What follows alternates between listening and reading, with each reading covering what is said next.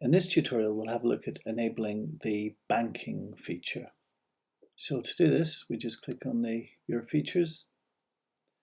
We go into live banking and we simply turn on live banking. So our system comes with some standard bank accounts that you would typically expect to see in a small business.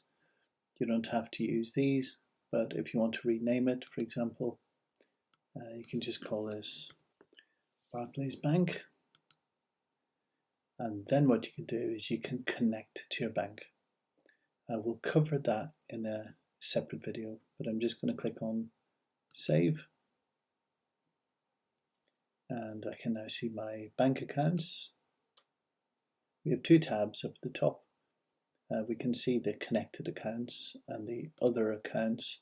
So straight away we would never connect to the petty cash, so we'll take that off the reconcile screen.